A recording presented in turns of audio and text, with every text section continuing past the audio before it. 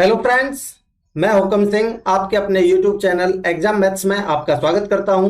दोस्तों, जैसा कि आपको पता होगा, अभी आरआरसी ग्रुप डी के एग्जाम्स चल रहे हैं। ठीक है, तो मैं इसी एग्जाम को टारगेट करते हुए आप लोगों के लिए एक सीरीज चलाने जा रहा हूं, जिसमें हम देखिए जो आरआरबी एनटीपीसी सीबीटी 1 के जो पेपर्स हैं उनको हम वन बाय वन ज्यादा से ज्यादा डिस्कस करने की कोशिश करेंगे।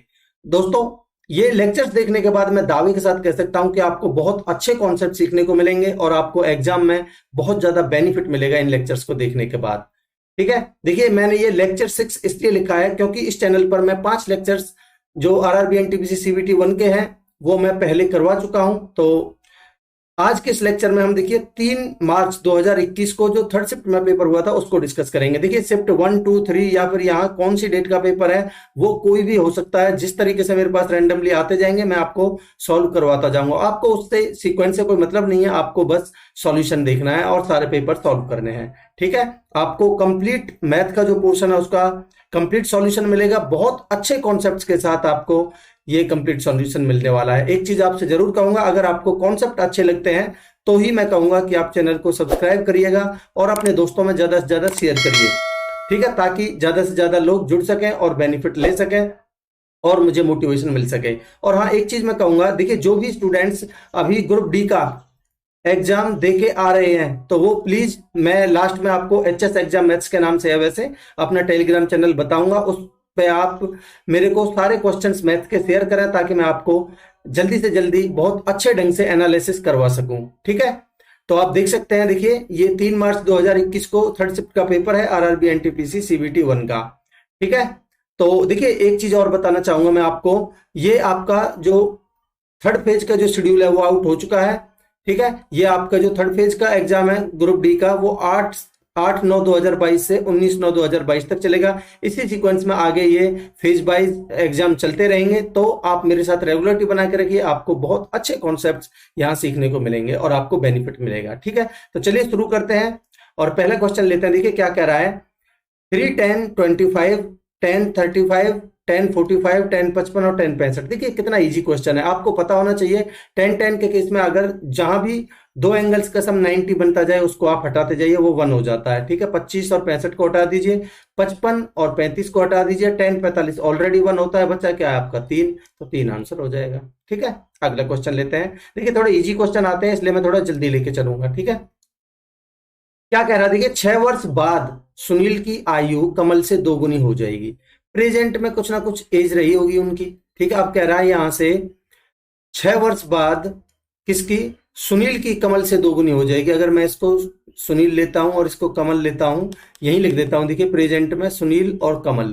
ठीक है, कह रहा है सुनील की कमल से दोगुनी हो जाएगी। अगर कमल की मैं 1 मानता हूं तो सुनील की हो जाएगी दोगुनी, यानी कि 2 हो जाएगी। क्या कह रहा है, 2 वर्ष पहले उसकी यानी कि सुनील की कमल से 4 गुनी थी। तो यानी कि अगर मैं 2 साल पहले की बात करता हूं, ठीक है, तो कह रहा है इसकी सुनील की कमल से 4 गुनी थी। आपको पता होना चाहिए, चाहे वो 10 साल पहले की बात हो, चाहे वो 3 साल पहले की बात हो, चाहे वो 5 साल बाद की बात हो, हमेशा उनकी दोनों की एज में जो डिफरेंस है वो सेम रहता है।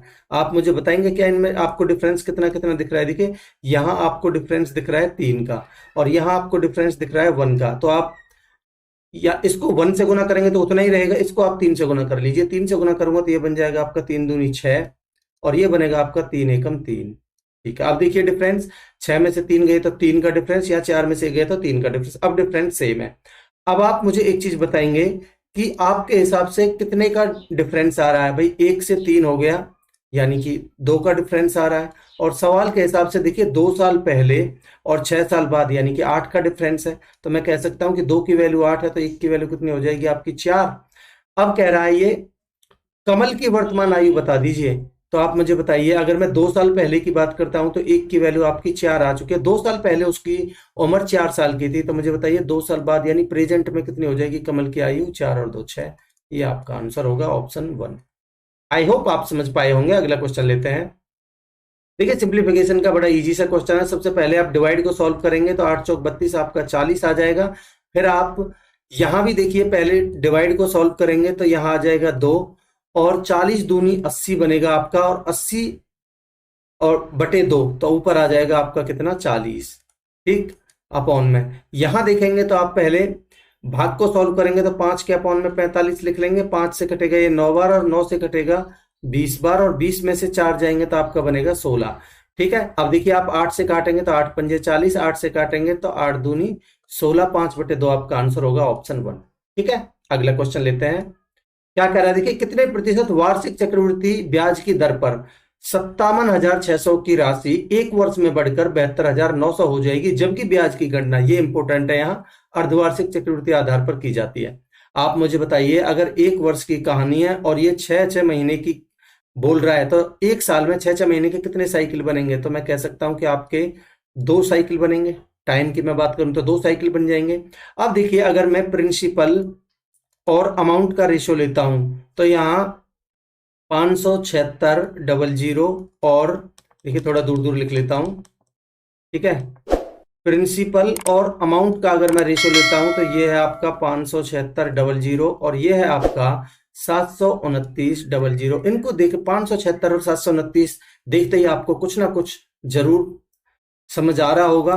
देखिए, अगर मैं 2 जीरो से 2 जीरो काट देता हूं, अब आप मुझे बताइए, ये 2 साल की कहानी है।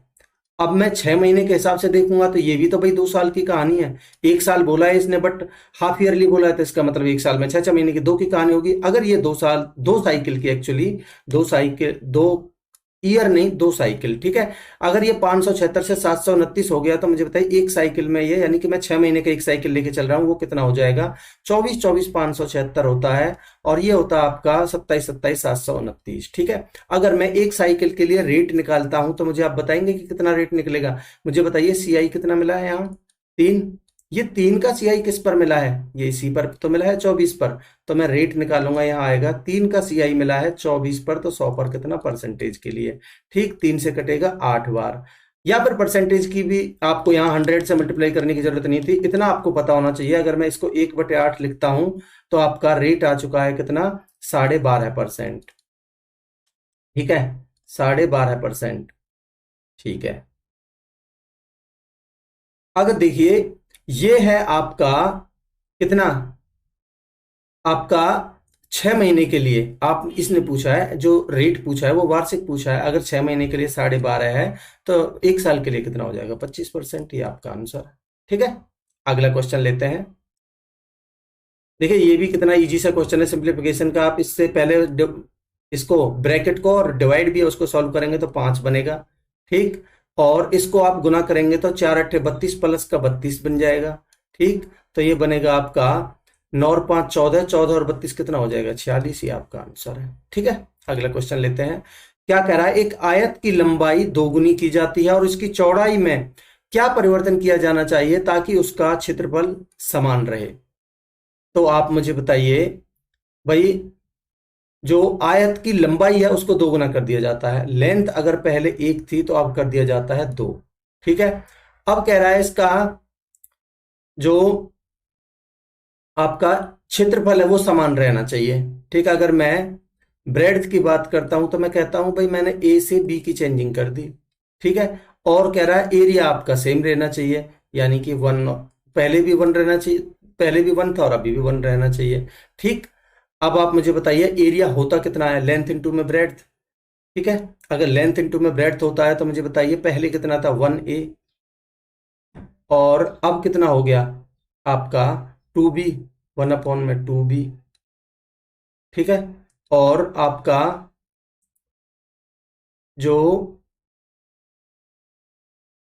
आपका एरिया का रेशियो देखा तो 1:1 ही है। ठीक है, तो यहां मैं ए रेशियो बी निकालूंगा तो कितना बनेगा आपका? 2:1।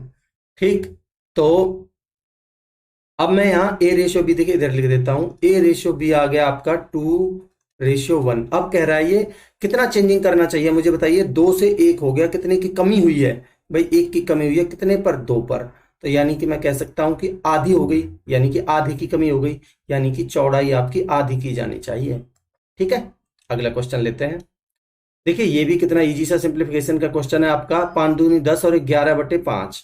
ठीक, और आपका 5 पंजे 25 और 26/5। देखिए, ये आपका आया 11/5 माइनस का, और ये आया आपका प्लस का 26/5। 26 में से 11 गई तो मुझे बताइए क्या बचेगा? 15/5। ठीक, भाई 26 में से 11 जाएगा तो आपका 15 और 11 26 होता है, तो आपका बचेगा 15/5, यानी कि कितना आ जाएगा आपका 3। ठीक, और 10 यहाँ आपका 10 प्लस में 3 कितना हो जाएगा आपका आंसर 13 है। देख लीजिए कौन से ऑप्शन में, ऑप्शन 3 आपका आंसर होगा। ठीक है, अगला क्वेश्चन लेते हैं। देखिए क्या कह रहा है, x+1 और x+2, ये एक इक्वेशन गिवन है हमें, इसके गुणनखंड है। कह रहा है ए और बी के मान बता दीजिए। आप मुझे बताइए, अगर ये इसके गुणनखंड है x+1 और x+2, तो आप मुझे बताइए x की वैल्यू कितनी होगी। यानी कि मैं कह सकता हूं कि x+1 बराबर 0, मतलब कि x की वैल्यू कितनी आ जाएगी -1। और दूसरा देखें तो x+2 बराबर 0, मतलब कि x की वैल्यू आएगी आपकी -2। एक बार आप x की वैल्यू -1 रखिए इसमें। अगर मैं x की वैल्यू -1 रख रहा हूं तो आपका बनेगा -a। ठीक है, और -1 का स्क्वायर करेंगे तो प्लस ही बनेगा, तो प्लस का 3 और माइनस का b बराबर 0। ठीक, तो यहां से a + b बराबर 3 आ जाएगा आपका। बिल्कुल, इसको इक्वेशन 1 मान लीजिए। ठीक, ठीक है। अब मैं x की वैल्यू -2 रखता हूं, तो यहां मैं -2 रखूंगा तो कितना बनेगा मेरा -8a। और यहां रखूंगा 2, तो 2 दूनी 4, 4 तिया 12 है, प्लस का 12 है। और यहां रखूंगा तो -2b बराबर 0। ठीक, तो यहां से मैं 8a प्लस में 2b बराबर बनेगा आपका 12 है, तो 2 कॉमन लूंगा तो आपका बनेगा 4a प्लस में b बराबर 6। ठीक, ये आ गई आपकी इक्वेशन 2।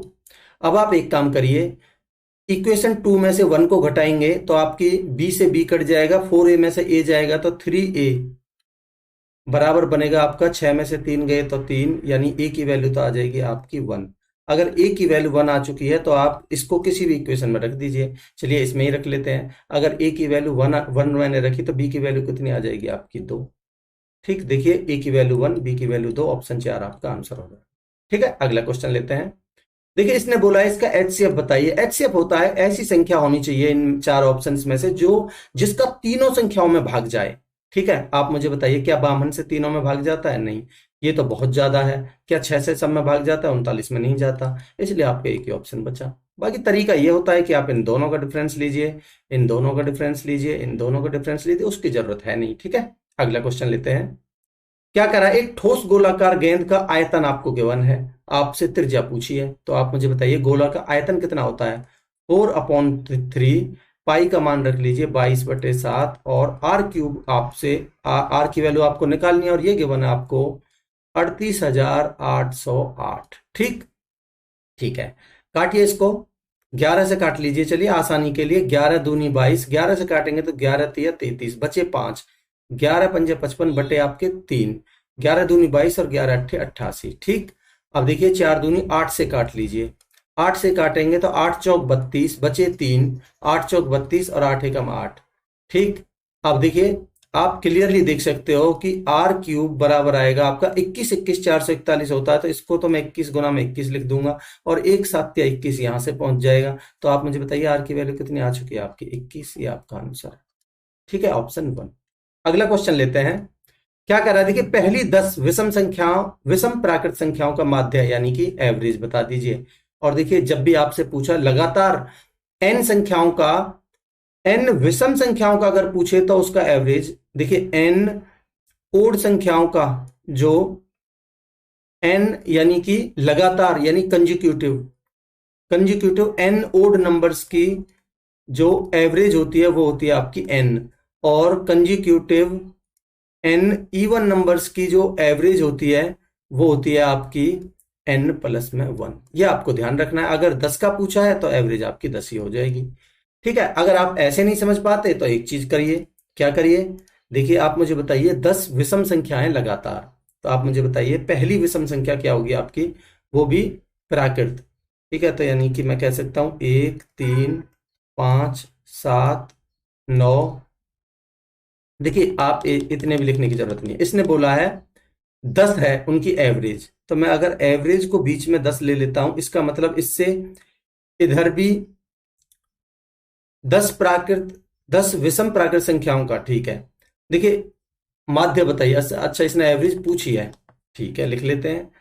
1 3 5 7 9 11 13 15 और 17 कितनी हो गई, 3 और 3 6 और 3 9 और 19।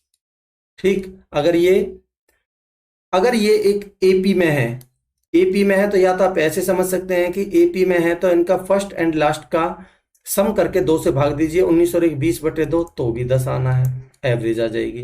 ठीक है, या फिर आप एक काम करिए, 5 इधर से छोड़ दीजिए, ठीक, यहां तक, और 3 और 2 5 इधर छोड़ दीजिए, जो बीच में आएगी इन दो 9 और 11 के बीच में क्या संख्या आएगी, 10, ये आपकी एवरेज हो जाएगी। ठीक है, बाकी ये ठीक था, आपको ये याद रखना है डायरेक्टली। अगला क्वेश्चन लेते हैं। क्या कह रहा है, एक पति और पत्नी के वेतनों का औसत आपको गिवन है 65,000। कह रहा है उनके वेतनों का क्रमशः अनुपात गिवन है, ये है हस्बैंड का और ये है वाइफ का। पत्नी का वेतन ज्ञात कीजिए, पत्नी यानी वाइफ, यानी 11 का मल्टीपल आप देखिए, क्या ये 11 का मल्टीपल है, 5 और 3 8 2 नहीं है, इसको देखते हैं तो नहीं है, इसको देखते हैं तो 5 और 2 7 7 है, ये है, और इसको देखते हैं तो ये है। अब दो ऑप्शन हमारे पास बच गए, अब क्या करेंगे, देखिए अगर ये एवरेज है दो की तो मुझे बताइए सम कितना हो जाएगा, 65 दूनी 130 पे 000, और ये वैल्यू है हमारे हिसाब से सम कितना, रेशियो के हिसाब से 26 की वैल्यू।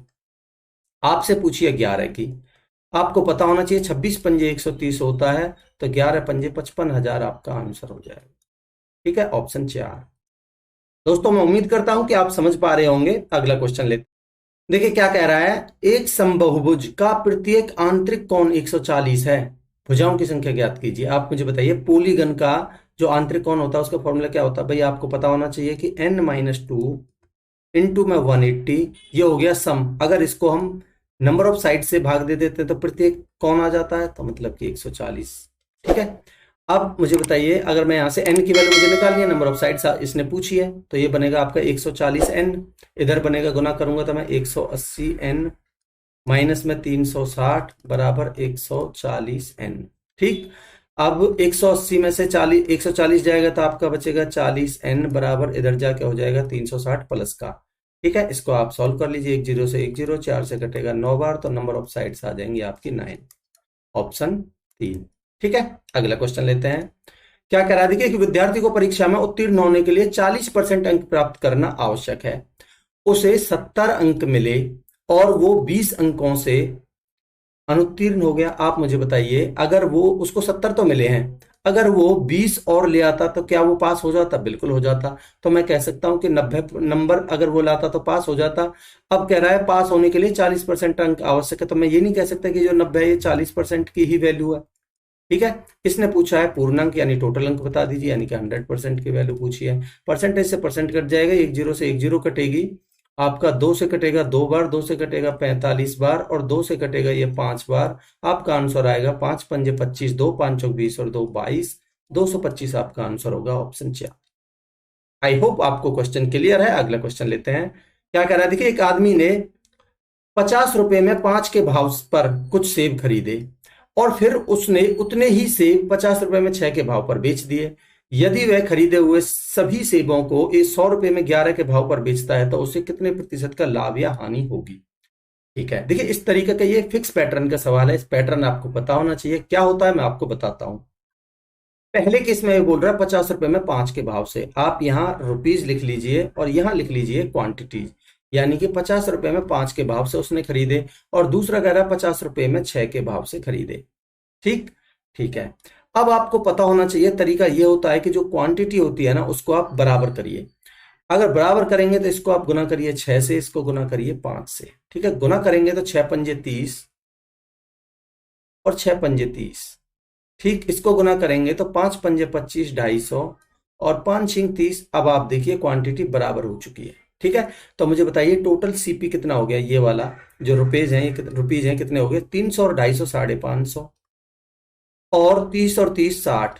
तो मैं कह सकता हूं मेरी अब ये जो दो चीज गिवन थी वो सिंगल बन गई कि 550 रुपए में वो 60 के दर से खरीदता है और बेचता कितने की दर से है। क्या आपने इस तरीके का सवाल नहीं किया कि 5 रुपए में 6 की दर से खरीदता है और 6 रुपए में 5 की दर से बेच देता है, तो लाभ या हानि प्रतिशत बताइए। बिल्कुल किया होगा।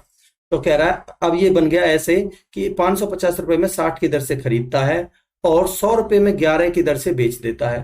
तो मैं इधर लिख देता हूं 100 रुपए में 11 की दर से बेच देता है। आपको पता होना चाहिए अगर मैं इधर गुना करता हूं तो ये आता है मेरा एसपी, 11 6 से बनेगा 6000 आ जाएगा आपका एसपी। और इधर गुना करता हूं तो 0, 11 पंजे 55, 11 पंजे 55 और 5 60। ठीक है, ये आ गया आपका सीपी, ये आ गया आपका एसपी। आप मुझे बताइए 6000 की चीज को उसने, सॉरी ये आ गया आपका एसपी, ये वाला आता है आपका एसपी और ये आता है आपका सीपी। ठीक, लेफ्ट साइड में ये आपका सी एसपी आता है, ये सीपी आता है। मुझे बताइए 6000 की चीज को उसने आपका, देखिए 6000 रुपये में बेची उसने 6050 की चीज। मुझे बताइए कितने का लॉस हुआ है? 50 का। ठीक, अगर 50 का लॉस हुआ है, ये कितने पर हुआ है? ये 6000 सीपी पर होगा भाई, 6050 पर। ठीक है, तो 100 पर कितना? तो एक जीरो से एक जीरो, 5 से काटिए, 5 एकम 5, 5 दूनी 10, 5 एकम 5, 100 अपॉन में 121% का लॉस होगा। ठीक है, देखिए ऑप्शन 1 आपका आंसर हो जाएगा। अगला क्वेश्चन लेते हैं। क्या कह रहा है, देखिए 50,000 रुपए की राशि पर एक निश्चित ब्याज की दर पर 5 वर्ष का साधारण ब्याज आपको इतना गिवन है। कह रहा ब्याज की दर बता दीजिए। देखिए 50,000 की राशि पर आपको, ये है आपकी राशि। देखिए मैं आपको कुछ नहीं कर रहा, सिंपल ही लिख देता हूं। 50,000 का प्रिंसिपल है, समय गिवन है आपको 5, रेट आपको निकालनी है, अपॉन में 100, ये गिवन है आपको 20,000 के बराबर। बताइए इतना तो कर ही सकते हैं। ठीक है, तो मुझे बताइए, देखिए 4 जीरो से आपकी ये 4 जीरो कट जाएंगी, 5 पंजे 25 और 5 पंजे 25, 25 चौका 100 और 4 दूनी 8, रेट आ जाएगी आपकी 8%। ठीक, ऑप्शन 4। अगला क्वेश्चन लेते हैं। क्या करा, एक दुकानदार ने निर्माता से 37,500 में 25 कुर्सियां खरीदी। ठीक है, और उन्हें पांच कुर्सियों के विक्रय मूल्य के बराबर लाभ पर बेच दिया। ठीक है, कह रहा है कुर्सी का, एक कुर्सी का विक्रय मूल्य बता दीजिए। अगर देखिए उसने 25 कुर्सियां खरीदी है इतने रुपए में, तो एक कुर्सी का सीपी कितना आ गया? एक चेयर का जो सीपी बनेगा वो कितना बन जाएगा आपका? भाग दीजिए, 25 एकम 25, बचे 12, 25 पंजे 125 यानी 1500 बन जाएगा। बिल्कुल। अब कह रहा है कि उसको जो प्रॉफिट हुआ वो कितना हुआ। अगर मैं, देखिए इसने बोला है 5 कुर्सियों के विक्रय मूल्य के बराबर, अगर मैं एक कुर्सी का एसपी, अगर एक एसपी मान लेता हूं, ठीक है, तो ये कह रहा है 5 की बात, तो हमें तो एक का निकालना है, तो मैं कह सकता हूं कि 1/5। ठीक है, 1/5। तो मेरा ये क्या है, देखिए मैंने एसपी को एक एसपी माना है, तो अगर मैं प्रॉफिट की बात करता हूं तो ये 5 कुर्सियों की बात कर रहा है, तो यानी 1/5 एसपी आ जाएगा मेरा। ठीक, ये क्या है मेरा? प्रॉफिट। ठीक है, ठीक है। अब क्या कर रहा है, देखिए अगर मेरा प्रॉफिट आ चुका है 1/5 एसपी, अगर मैं इसको सीपी में जोड़ देता हूं तो मेरा एसपी के बराबर नहीं आ जाएगा। सीपी में अगर मैं इसको जोड़ देता हूं, भाई सीपी है मेरा 1500, अगर मैं इसमें इस प्रॉफिट को जोड़ देता हूं एसपी अपॉन में 5, तो मेरा कितना आ जाएगा? ये एसपी के बराबर आ जाएगा? नहीं आ जाएगा? बिल्कुल आ जाएगा। तो 15 पन्ना 75, ठीक, और प्लस में एसपी बराबर आएगा आपका 5 एसपी। तो मैं कह सकता हूं कि 4 एसपी बराबर आएगा मेरा 7500। तो मेरा एसपी कितना आ जाएगा? 18 चौक 72, और आपका देखिए 4 से 4 एकम 4, बचे 3, 4 अट्ठे 32, और आपका 4 सत्ते 28, 4 पंजे 20, 1875 आपका आंसर आएगा, ऑप्शन 1। दोस्तों मैं उम्मीद करता हूं कि क्वेश्चन आपको क्लियर है। अगला क्वेश्चन लेते हैं। क्या कह रहा है, देखिए एक अंग्रेजी वर्णमाला में से एक अक्षर को ऐसे रेंडमली चुन लिया जाता है और इस प्रकार चुने गए स्वर होने की प्रायिकता बताइए। मुझे बताइए स्वर होते कितने हैं भाई? ए, ई, आई, ओ, यू, यही तो होते हैं आपके 5 स्वर। और टोटल अल्फाबेट कितने होते हैं? 26, तो 5/26 आ जाएगा आपका, बस। ठीक है, अगला क्वेश्चन लेते हैं। क्या करें, एक स्कूटर सवार 5 घंटे तक यात्रा करता है। वह कह रहा है वह पहली आधी दूरी को 21 किलोमीटर प्रति घंटा की दर से और शेष दूरी को वह 24 किलोमीटर प्रति घंटा की चाल से तय करता है। तय की गई दूरी बताइए। देखिए इस क्वेश्चन को मैं दो तरीके से आपको समझाना चाहता हूं। पहला तरीका देखिए, मान लेते हैं मैंने जो टोटल डिस्टेंस है उसको मान लिया 2d। ठीक, तो मैंने, ये आ गई मेरी हाफ डी और ये आ गई डी। तो कह रहा है समय बराबर होता है मेरा दूरी बटे चाल, तो दूरी डिस्टेंस अपॉन में पहली चली है उसने 21 की स्पीड से, प्लस में अगली डी चली है उसने कितने की स्पीड से? 24 की स्पीड से, और ये टोटल समय मुझे दे रखा है 5 घंटे के बराबर। एक तरीका तो ये है। ठीक, तो ये कितना बनेगा मेरा? डी अगर मैं कॉमन ले लेता हूं आपका 24 प्लस में 21 कितना हो जाएगा 45 अपॉन में 21 गुना में 24 बराबर 5। तो यहां से डी की वैल्यू कितनी आ जाएगी आपकी 21 गुना में 24 गुना में 5 अपॉन में ये 45 नीचे चला जाएगा। ठीक, 5 से काटिए, 5 नाम 45, 3 से काटिए, 3 तिया 9, 3 से काटेंगे 8 बार, 3 से काटेंगे 7 बार, तो डी की वैल्यू कितनी आ गई आपकी 7 56। अगर डी की वैल्यू 56 है तो आपको निकालनी है 2D की वैल्यू कितनी हो जाएगी आपकी 56 दूनी 112। पहला तरीका ऑप्शन 3। ठीक, दूसरा तरीका मुझे बताइए। देखिए अगर यहाँ डिस्टेंस तो भाई सेम है, डिस्टेंस तो आपकी फिक्स है, मैं कह सकता हूं डिस्टेंस मेरी कांस्टेंट है। अगर मेरी डिस्टेंस कांस्टेंट है तो आपको स्पीड का रेशियो कितना गिवन है, स्पीड आपको पहले 21 थी बाद में 24, यानी 21/24। तो मुझे बताइए टाइम का रेशियो कितना हो जाएगा आपका 24/21। ठीक, 3 से काटते हैं 8 बार, 3 से काटते हैं 7 बार। ठीक, तो मुझे बताइए टोटल समय मेरे हिसाब से कितना लग रहा है भाई, मेरे हिसाब से जो टोटल समय लग रहा है वो लग रहा है 15, और सवाल के हिसाब से कितना गिवन है ये 5। ठीक, तो मैं कह सकता हूं कि 15 की वैल्यू आपको 5 गिवन है, तो मैं कह सकता हूं 1 की वैल्यू 1/3। ठीक, अगर 1 की वैल्यू 1/3 है तो मुझे बताइए 8 की वैल्यू कितनी आएगी आपकी 8/3, और 7 की वैल्यू कितनी आ जाएगी आपकी 7/3। ये आ चुके हैं आपके समय 8/3 और 7/3। आपको निकालनी है दूरी। ठीक, अगर आपको डिस्टेंस निकालनी है तो आपको पता होना चाहिए दूरी आपकी 4 गुना में समय होती है, तो इसकी 21 से गुना करेंगे तो 3 सत्ते 21, 7 8 56। इसकी करेंगे तो 3 अट्ठे 24, 8 7 56। तो मुझे बताइए 56 56 कितना हो गया आपका 112। ठीक दोस्तों, मैं उम्मीद करता हूं कि आपको दोनों तरीके अच्छे लगे होंगे, क्लियर होंगे। अगला क्वेश्चन लेते हैं। क्या कह रहा है देखिए, a माइनस बी बराबर आपको 4 गिवन है, a² प्लस b² बराबर आपको 10 गिवन है, a³ माइनस में b³। सबसे पहली चीज आपको, अगर a³ माइनस b³ अगर आपको निकालनी है तो आपको किस किस चीज की जरूरत पड़ेगी ये आपको पता होना चाहिए। मैं लिख देता हूं a³ माइनस b³ आपका होता है a माइनस बी इंटू में इसी का होल स्क्वायर प्लस में 3ab। ठीक, ठीक है, a minus B into A minus B का होल स्क्वायर प्लस में 3ab। ठीक, अब देखिए आपको a माइनस बी तो आपके पास है, बट आपको ए बी की जरूरत पड़ेगी। ए बी कहां से निकालेंगे आप एक काम करिए, a माइनस बी का होल स्क्वायर निकालिए। ठीक, a माइनस बी आपको कितना गिवन है 4, 4 का स्क्वायर 16 बराबर, इधर रखेंगे तो a² प्लस b² माइनस में 2ab। a² प्लस b² की वैल्यू आपको कितनी गिवन है 10। ठीक है, इसकी जगह पर आप 10 रखेंगे तो 16 बराबर 10 माइनस में 2ab। तो माइनस में 2ab बराबर 16 में से 10 जाएगा तो 6, तो यहां से ab की वैल्यू आ जाएगी आपकी -3।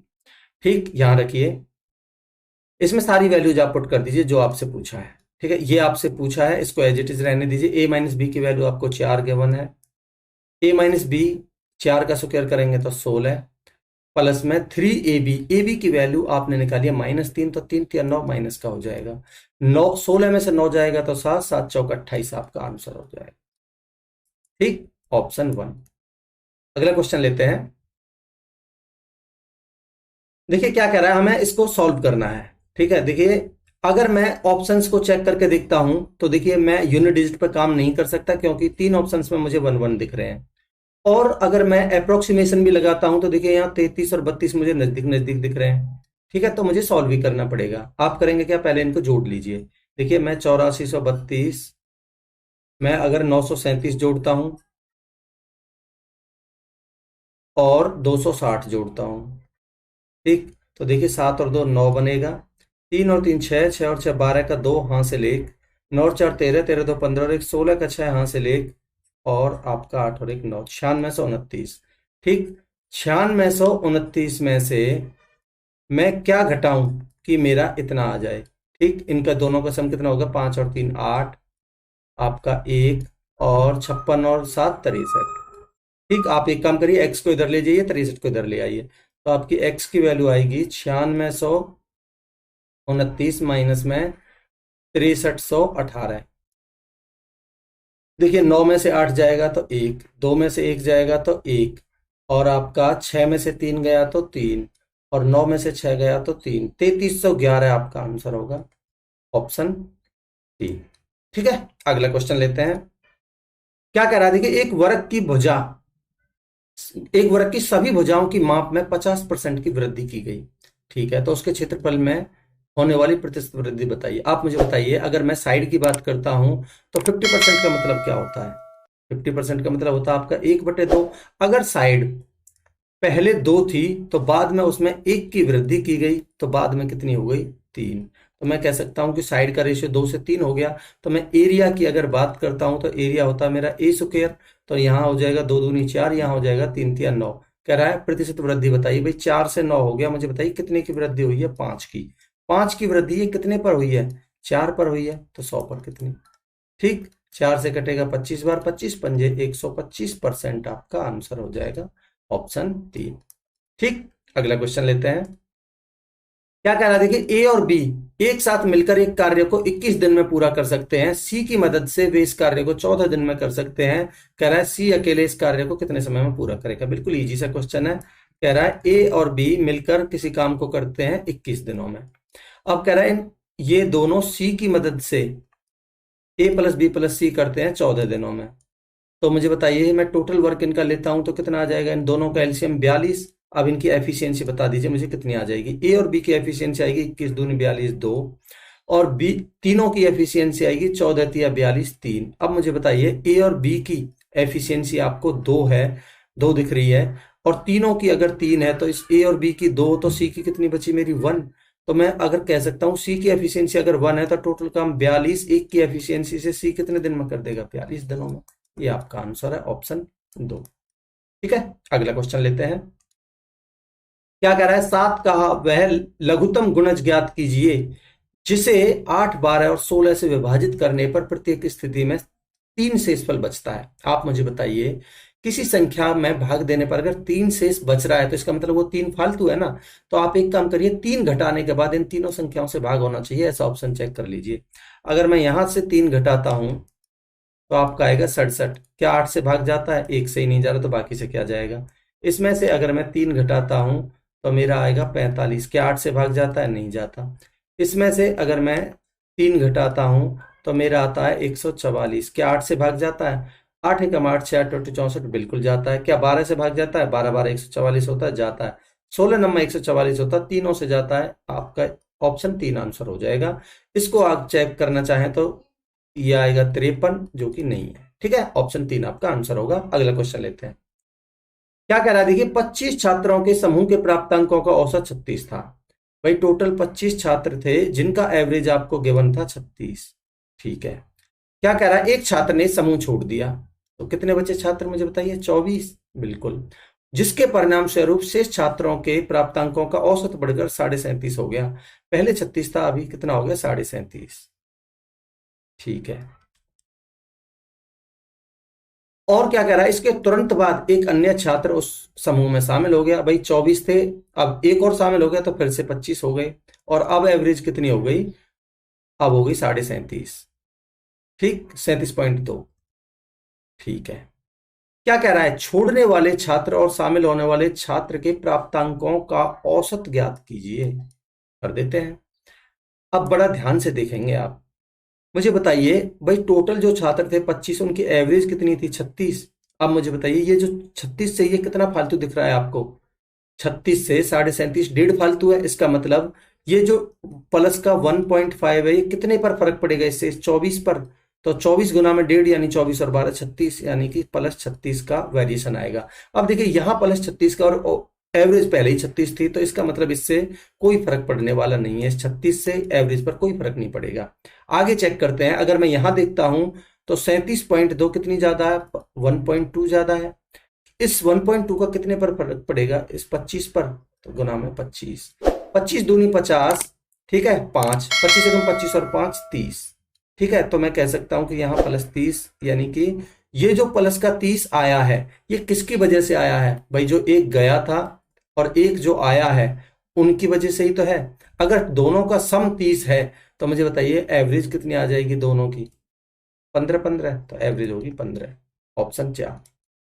आई होप आपको क्वेश्चन क्लियर होगा, कॉन्सेप्ट अच्छा लगा होगा। अगला क्वेश्चन लेते हैं। क्या कह रहा है देखिए, एक पुरुष और एक महिला एक कार्य को 8 और 12 दिन में कर सकते हैं। एक है मैन और एक है विमेन, ये करता है 8 दिनों में और विमेन करती है 12 दिनों में। बिल्कुल भाई, ज्यादा समय लेगी, विमेन ज्यादा समय लेती है मैन के कंपैरिजन में। ठीक है, क्या कह रहा है, इसी कार्य को 2 दिन में पूरा करने के लिए आप मुझे बताइए दोनों का टोटल वर्क कितना आ जाएगा। दोनों का एलसीएम 24, तो इनकी एफिशिएंसी कितनी आ जाएगी, इनकी एफिशिएंसी आ जाएगी आपकी 8 तिया 24, मेन की आ जाएगी 3, 12 दूनी 24, वुमेन की आएगी 2।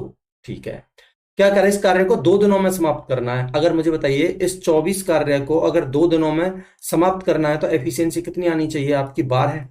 ठीक, तो 12 एफिशिएंसी के लिए कह रहा है 2 पुरुषों के साथ 2 पुरुष यानी मेन की एफिशिएंसी 3 है और 2 पुरुष इसके साथ हैं, 2 पुरुष 3 की एफिशिएंसी यानी 6 कर देंगे प्लस में इस 2 की एफिशिएंसी से कह रहा है कितनी महिलाओं की आवश्यकता होगी, मुझे बताइए। ये हो गया आपका 6 और टोटल बनाना है आपको 12, तो मुझे बताइए 2 मैं कितने से गुना करूं कि ये आपका 12 बन जाए। भाई ये मुझे 6 बनाना पड़ेगा, 6 बनाने के लिए मैं यहाँ 3 से गुना करूंगा तो 3 की आवश्यकता होगी। ऑप्शन 1 आपका आंसर हो जाएगा। दोस्तों मैं उम्मीद करता हूं कि कॉन्सेप्ट आपको क्लियर होगा। अगला क्वेश्चन लेते हैं।